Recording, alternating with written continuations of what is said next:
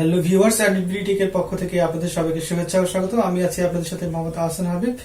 আজকে আমি দেখাবো হোয়াটসঅ্যাপ একটি দারুণ একটি টিপস। হোয়াটসঅ্যাপ অ্যাপসটি আমরা সবাই ইউজ করি। হোয়াটসঅ্যাপ অ্যাপস থেকে যদি নির্দিষ্ট একজনের নাম যদি আমরা হাইড করতে চাই, সেক্ষেত্রে আমরা কিভাবে করব, নির্দিষ্ট কন্টাক্ট কিভাবে হাইড করবেন এবং সেই কন্টাক্টটি আবার আনহাইড করবেন। তো চলুন আমরা স্ক্রিনে দেখে নিই।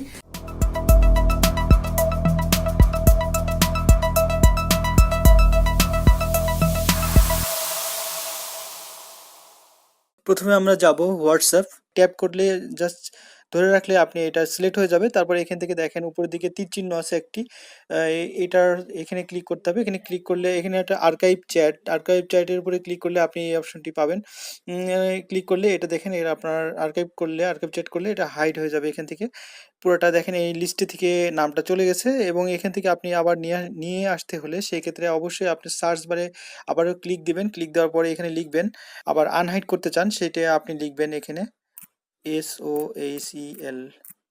দেখেন এখানে দেখতে পাচ্ছি আমরা সোহেল স্যার নামে যে নামটি আমি কিছুক্ষণ আগে হাইড করলাম সেই নামটি এখানে দেখতে পাচ্ছি। এবং পাশে ডান পাশে আপনারা দেখতে পারবেন আর্কাইভড।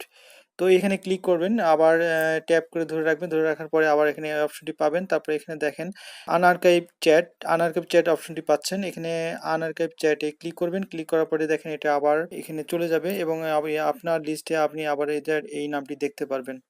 তো এইভাবেই আপনি আপনার হোয়াটসঅ্যাপ থেকে আপনার নামটি এইভাবে হাইড করতে পারবেন এবং আনহাইড করতে পারবেন খুব সহজে।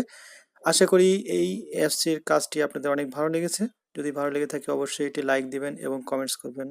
এবং আমাদের চ্যানেলে যদি আপনি নতুন হয়ে থাকেন অবশ্যই সাবস্ক্রাইব করবেন। ধন্যবাদ সবাইকে।